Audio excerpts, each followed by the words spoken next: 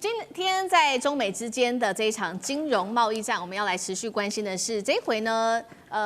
大陆国家的，我们来看到是习近平，他说呢要来当的是全球的黄金保管人。尤其现在呢，川习会快要进行前，现在丢出了一个叫做金融核弹。我们今天要来看看各国会不会把他们的央行金条往北京这边去送呢？美元霸权有没有可能在这个时候做松动？今天都会一起的来做关心。赶快来看到的是上海这一回呢。打算透过在上海金交易所在香港这边设立一个叫做国际版的指定仓库，传出呢现在已经跟多国谈好了，那么各国有机会把他们的黄金储备转来放在香港展开国际的黄金交易，所以呢不只是像过去放在这个纽约或者放在英国，这一次有没有可能就放给中国大陆来这边做储备呢？另外我们来关心的是，如果真的成真的话，也代表说过去在美元的这个霸权里面主导的国际金融秩序会开出一个人民币金本位的新战场。我们来看看专家怎么评论这样子的一个动作。首先是来自于渣打的首席经济学家，他说，现在各国正在打算要分散他们的外汇储备，也就是说，不是只是单压在美国这个地方了，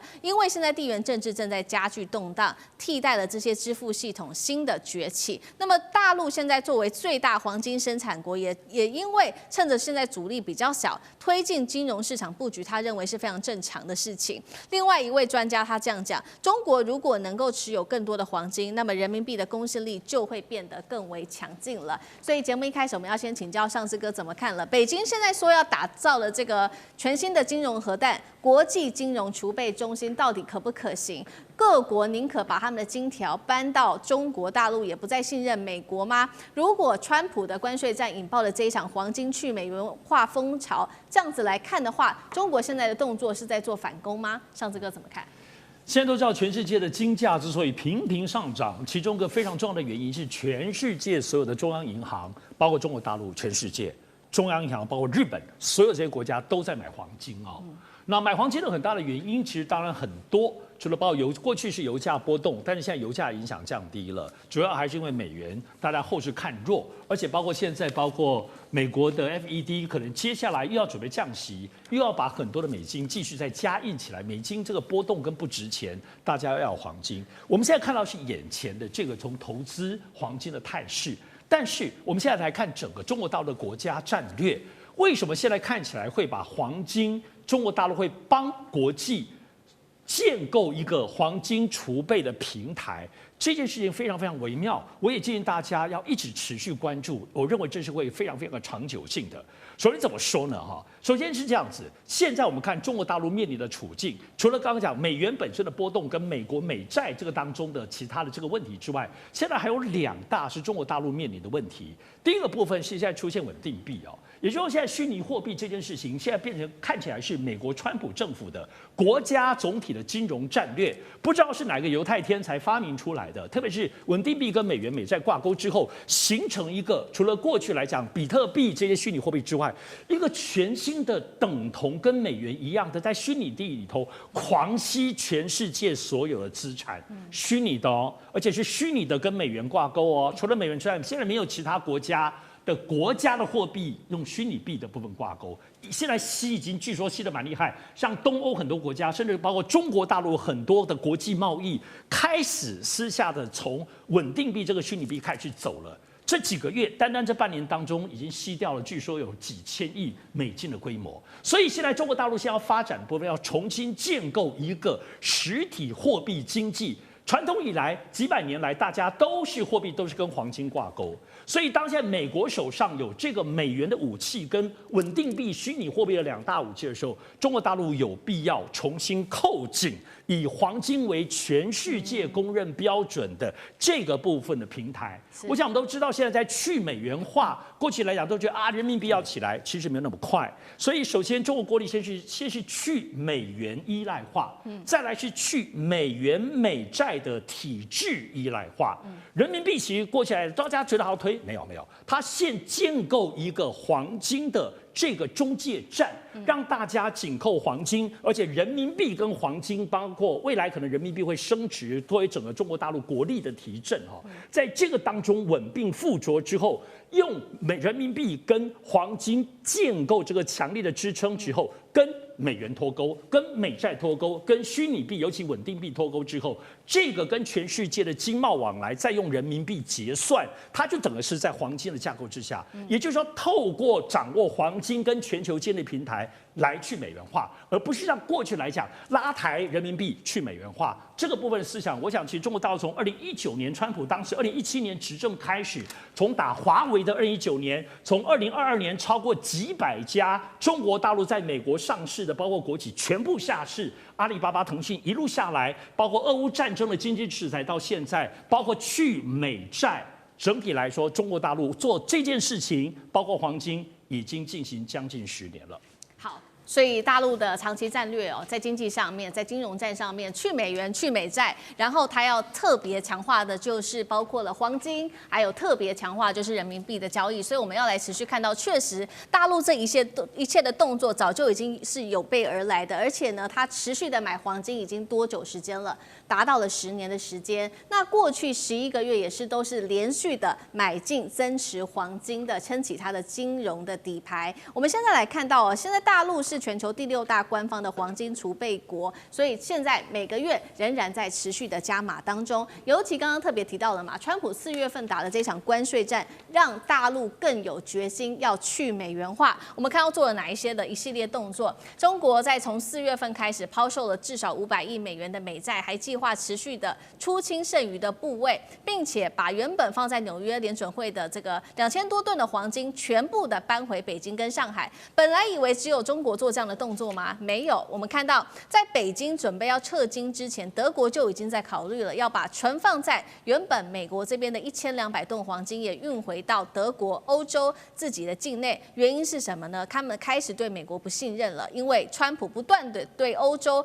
疯狂的加税，而且干预联准会的措施，都让欧洲开始正式的怀疑：黄金放在美国是真的安全吗？刚刚讲的金价确实一直不断的在创新高。我们从2005年开始看到现在2025年几乎一路的在往上窜，到了这个3月份的时候已经到达了3000美元，但是现在一度是触及到了4000美元大关，又下来一些些。那么各国黄金的增持量，我们也等一下会做一个关注。现在以俄罗斯增持的量是最多的，从300多吨一直上升到2000多吨那么中国大陆第2名，那可是如果是在减持的话，等一下我们也会看到是美国第1个减持最多的，接下来是德国跟法国。接下来我们要来问大使怎么看了？川习会在即，这一次北京用黄金来说话，这是经济外交最后通牒吗？同时，习近平他这边疯狂的卖美债、囤黄金，是准备做一个金融战的反攻吗？大使怎么看？其实中国大陆对于人民币的国际化还有对美元的依赖它是采取一个比较渐进的一个做法。它第一个这种比较渐进的做法对中国大陆也比较有利。那你要立刻就是说跟美元是霸权进行宣战的话，那第一个你要别人也要跟你一起来那另外一方面，你可能未蒙其利先受其害。那因为这个一个货币它建构最主要是什么？一种信任跟信心，而且它在实体上交易的时候的它作为一个交易工具的时候，它的流动性是如何？美元是完全流动性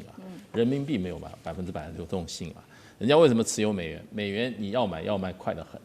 对，你大量的美元，你在任何地方买卖你都是很方便的，这叫流动性。货币有一个很重要的一个特性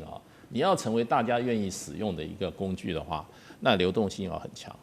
那可是问题就很多大国的话，他也不愿意让他自己货币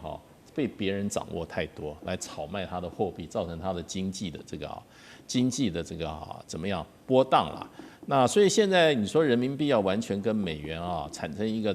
针锋相对互相抢夺国际主要这个流通货币的这个地位的话，人民币目前还不具备这个过程。而且中国大陆作为全世界最大的一个贸易国制造国它需要大量的美元作为支付的工具你现在你说我付人民币给你，人家还不见得接受。对，本币交易是中国大陆在提升人民币的国际信用，跟它要消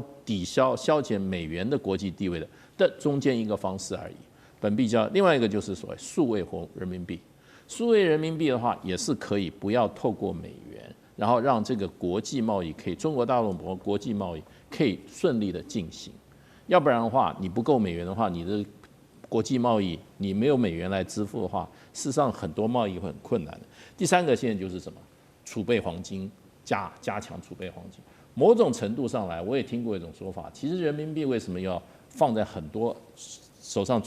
中国大陆抓了很多美元？其实美元也代表一种什么？一种锚定的功能。人家信任你这个经济，信任你这个货币，是因为你手上很多美元。那美元今天这个地位不是说一朝一夕造成，它很长时间造成。你要撼动它不是那么容易。所以我觉得中国大陆现在是多管齐下了。所以增加黄金储备的话，也是一个方式。第一个分散风险，第二个你多储备黄金的话，对于人民币的国际信用也会增强。所以我认为这个都是一个渐进的过程。中国大陆并没有说要跟美元进行立刻摊派式的这种斗争，并没有这个情况。好，在这样子人民币增强、态势国际的地位之下，美元霸权会不会间接的转弱呢？等一下，请干哥来带我们看。那我们也先来看一下现在的金价哦，因为各国央行现在疯狂买金之下，美元信任被掏空。我们看到近10年金价可以说是翻了3倍，疫情期间冲破2000美元，刚刚讲了嘛，在3月冲破了3000美元，到现在近4000美元左右。那央行的部分，全球的黄金需求中，央行买盘占比高达1/5，是远超过2010年那个时候的1成的。干哥怎么看？好，现在美国跟日本比较具有规模的投资人的话，他们现在都在做贬值交易。什么叫贬值交易？就是我不买法定货币了啦，像比如说美元呐、英镑啊，我不买这个。我虽然不买，我抛掉一定是贬值嘛，对不对？没关系，我不要了，我干嘛？我就去买黄金跟所谓的比特币啊。那这是一种过程，但是他们看好，为什么？金价已经到了每英两4000美金了，还会不会再上去？刚才上次已经讲了，这可能还会再上去，再上去就不得了了。那这是不是一个长期性的现象？那国际其实金价市场它其实受到政治因素的波动其实是很大的，但是连10年来它都可以涨。那你就可以从2020年那个疫情开始，从2000到现在变4000，不太久才5年的时间它就翻了1倍了，那10年来它总共是翻3倍，这是一个很值得观察的现象，就是说究竟黄金是不是一个可以被依赖的？因为你连白银都跟着上涨，每英两50美金